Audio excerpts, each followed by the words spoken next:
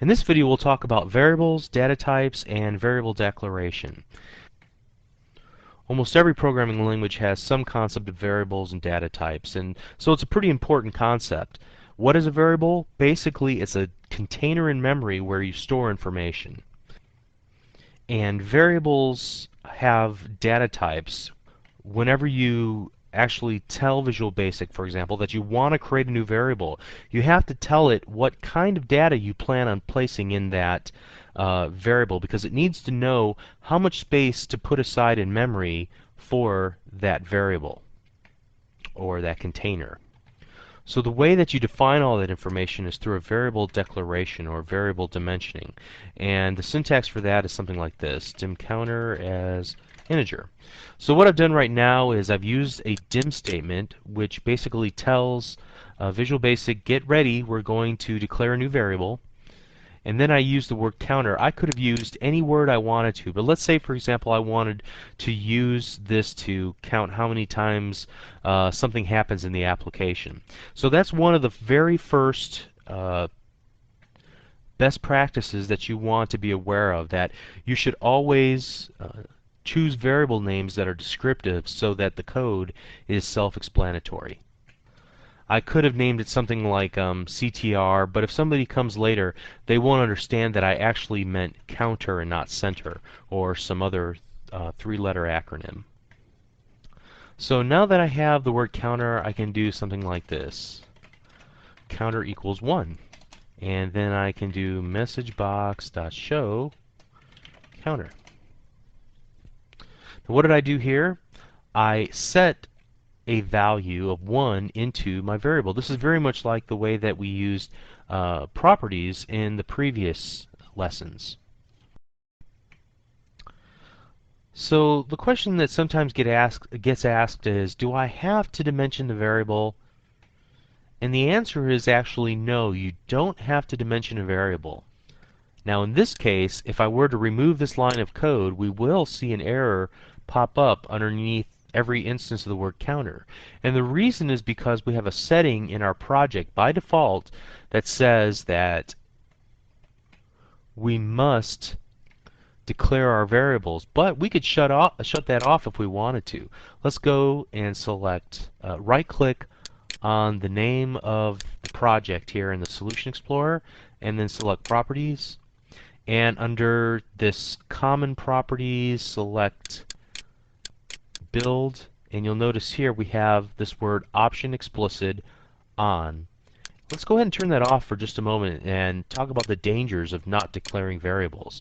So now when I did that and I selected OK, notice that we don't have any more blue squiggly lines. We can actually run the application and it'll work just fine. We get a little message box that gives us the number 1, which is the desired effect from our application. So that worked just fine. So then why do we have to go through and add this extra line of code? Well, what happens, for example, if I were to leave out the N in counter? Let's go ahead and run our application. Nothing appears. Why is that? It's because Visual Basic thinks that you've declared a whole new variable called counter without an N, and so it doesn't realize that you actually intended to spell it counter. And notice that we didn't get any error messages, we didn't get any warnings, no blue squiggly lines, nothing. So this is a very dangerous thing to do, to set the option explicit equal to off, because it'll make finding bugs within our application very hard. So I suggest that you never do that. So that leads us to the second best practice, which is to always leave option explicit on in your projects and always dimension, or rather declare, your variables. So let's go ahead and turn it back on and select OK. Now you can see not only is the word counter not declared, but counter isn't either. So let's go ahead and add that line of code, dim counter as integer. And when I do, notice that the blue line disappeared from under counter, but now we get this visual cue that counter is not declared, and it won't even let us run the application. We get a build error message box, and it'll tell us that the name counter is not declared. So this is actually something that's good for us. Now let's move on. Let's dimension another variable. Dim name as string. Whoops, string. Okay.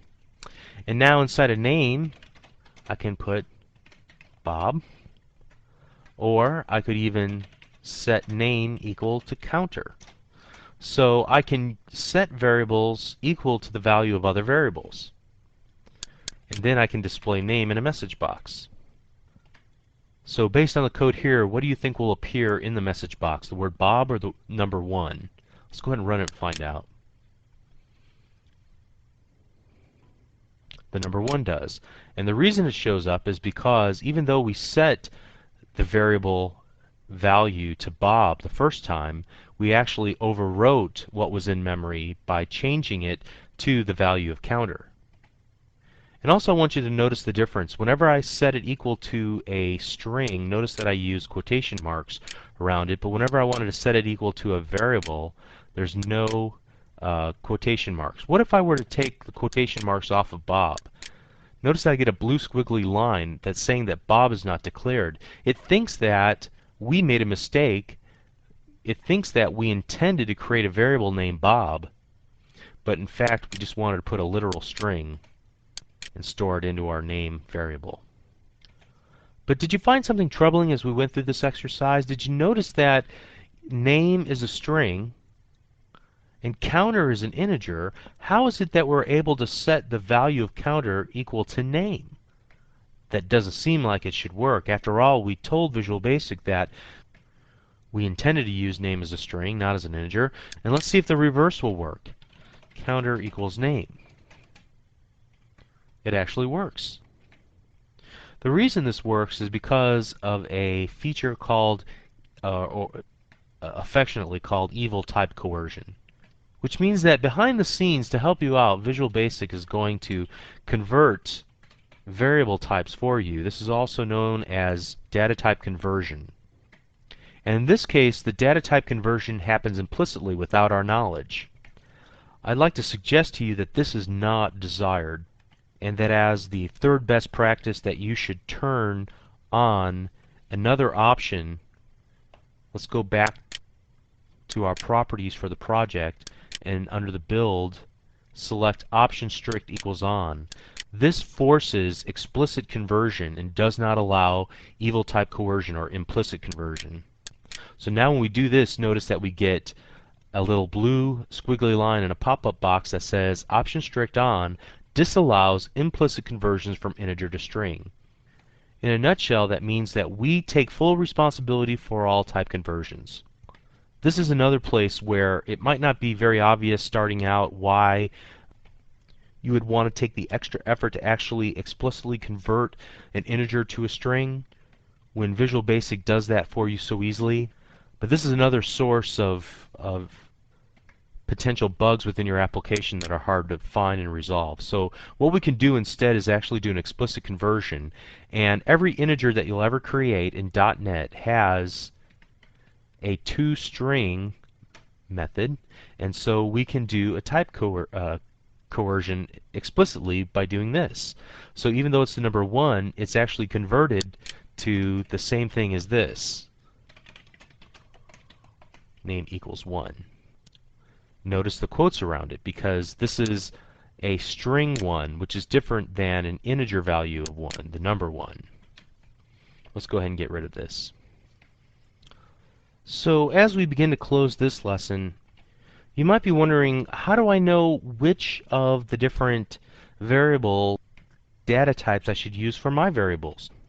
And the general rule of thumb is that some data types are better suited for a task than other data types. So for example, if you had like a phone number, would you want to save that as a numeric value, or would you want to save it as a string value?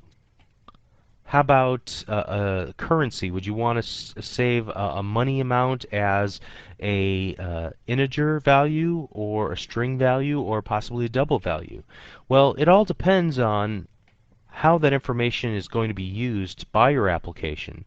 But in most cases, there's a pretty logical way to come to a conclusion about which one you should use. For example, if we were talking about phone numbers, it would be best to use a string value because in some countries you would need to start dialing with the number 0, which cannot be, so if it was like 0, 1, 5, 6, 7, whatever, a 0 will not be retained when you save it in a integer or double value. Or if they choose to give you their phone number using the alphanumerics in the keypad, so 1-800 Carpet King or whatever the case might be, you could store that value. In a like manner, if you were working with money or currency values, you probably wouldn't want to use a string because you can't easily add strings together like we'll talk about in the next lesson. And you may not want to use an integer value because it doesn't allow decimal places. So a double value would be best in that case. In closing, I just want to say that I've simplified a lot of the concepts here. I've really encourage you to take a look at the extended readings on MSDN online. I've given you 4 links to take a look at, and these will be very helpful in a more complete understanding of variables and data types. Thank you.